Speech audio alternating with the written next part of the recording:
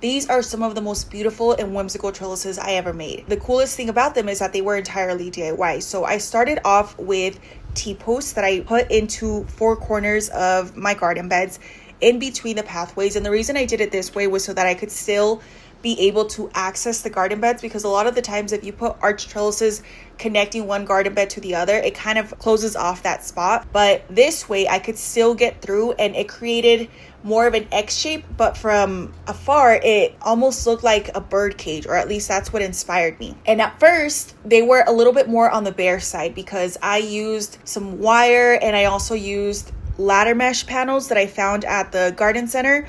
They were very inexpensive and easy to bring back to the house when I didn't have a truck at the time. And so that basically acted as my skeleton for the trellis. But then I wanted to add more whimsy to it. I wanted to add more character.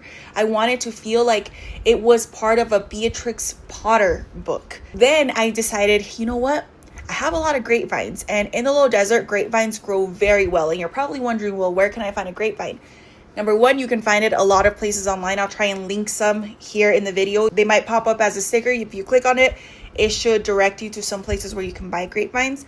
But another great resource is actually just to wait until the fall or winter or early spring, but mostly the fall, to order grapevines as bare roots. And bare roots basically means that they're gonna have no soil on them, but that's okay because then you're not gonna have to pay for dirt.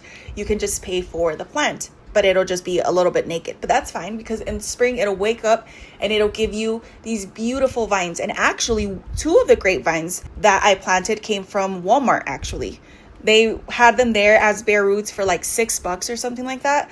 And I figured, well, I mean, if they don't work out, then I'm out like less than $15. And if they do work out, then I got $6 grapes that are going to produce a lot of delicious fruit. And the 2 varieties that I personally planted were the Flame Seedless and the Thompson's green grapes, or Thompson seedless grapes, because those are perfect for fresh eating. And I recommend keeping that in mind whenever you see any grape plants. Look up the variety, see what they're meant for, because some of them are better for wine, and if you try and eat them fresh, you're not going to taste good. And some of them are really good for eating fresh, and those are the ones that I wanted to go for. So basically what I did was, throughout the year, instead of pruning my grapevines back heavily, or once they went dormant and lost all their leaves, I decided to harvest all of those grapevines and keep them as intact as possible so that I could start winding them around this trellis. So number one, this gave it so much more character, and it went from this metal skeleton to these beautiful woven woody grapevines. So that immediately added a lot more interest to my garden. The whole point of serendipity is to make it feel like a cottage garden, and I feel like this helped me achieve that entirely.